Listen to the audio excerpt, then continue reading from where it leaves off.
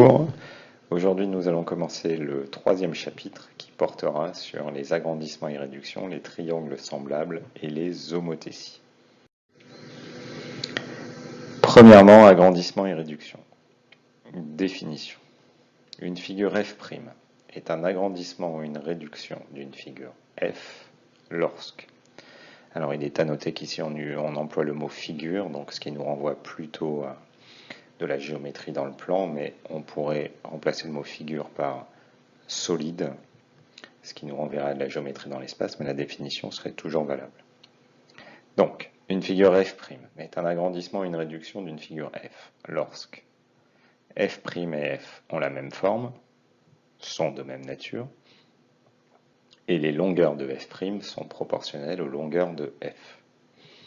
Les longueurs de f' sont proportionnelles aux longueurs de f, cela signifie que on peut passer des longueurs de f aux longueurs de f' en multipliant toujours par le même nombre, ce nombre étant appelé le coefficient de proportionnalité.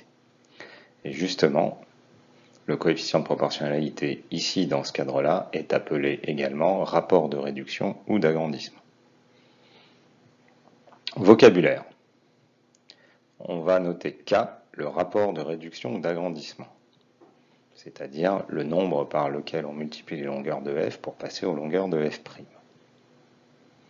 Si K est supérieur à 1, eh bien on a affaire à un agrandissement, puisqu'on a multiplié les longueurs par un coefficient supérieur à 1, donc on a obtenu des longueurs supérieures.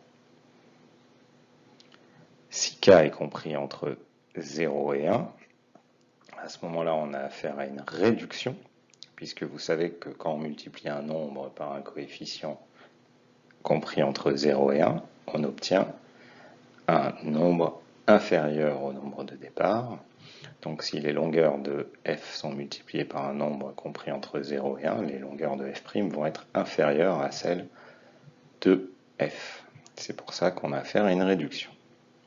Et bien sûr, si k est égal à 1, à ce moment-là, les longueurs de f et de f' sont égales, et donc il s'agit d'une reproduction. Voyons un exemple. Nous avons ici trois triangles. On va considérer que le triangle initial est le triangle ABC, dont les longueurs de côté sont 3 cm, 4 cm et 5 cm. Et on voit un triangle plus petit, DEF, et un triangle plus grand, HGI. Attention, plus petit et plus grand ne signifie pas nécessairement que ce sont des réductions ou un agrandissement du triangle ABC. Pour ça, il faut bien vérifier qu'il y a proportionnalité entre les longueurs de côté. Donc, on peut voir assez facilement que pour passer des longueurs des côtés du triangle ABC aux longueurs des côtés du triangle DEF, on multiplie toujours par le même nombre, 0,5. En effet, 3 fois 0,5, ça fait 1,5, 4 fois 0,5, ça fait 2, et 5 fois 0,5, ça fait 2,5. Une autre manière de voir, éventuellement, ça serait de faire 1,5 divisé par 3 est égal à 2 divisé par 4 est égal à 2,5 divisé par 5 est égal à 0,5, le coefficient K.